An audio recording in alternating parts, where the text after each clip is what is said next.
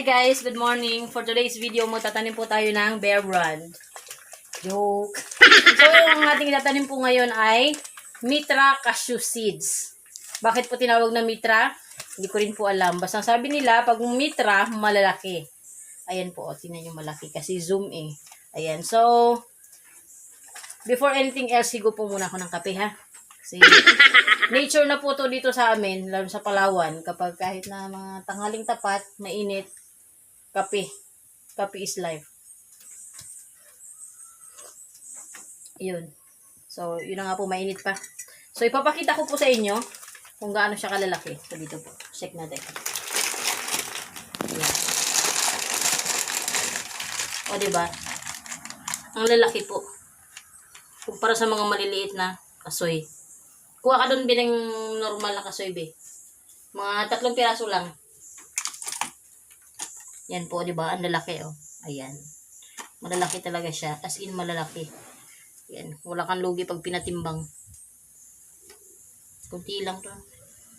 Bilang natin. 2, 4, 6, 8, 10, 12, 14, 16, 18, 20, 22, 24, 26, 28, 30, 32, 34. Kulang pa ng isa.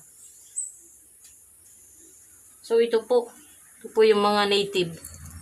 Ayan. So, kumpara po natin. O, diba? Yan. Diba ang liit? Yan. Ito po yung native. Yan. Kumpara mo po sa malalaking to.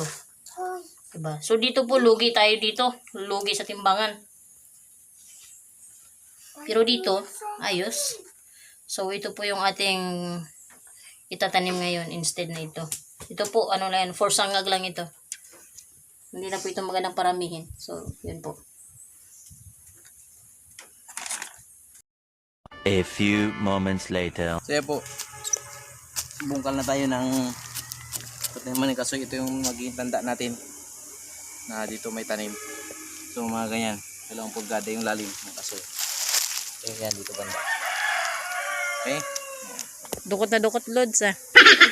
yun talaga yung loads. Ito natin sukatin. Okay, yung kasoy pagtatim na pag ganyan, no,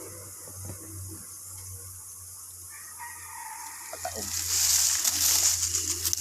Sa inyo po ba ito? Ang tatamnan niya?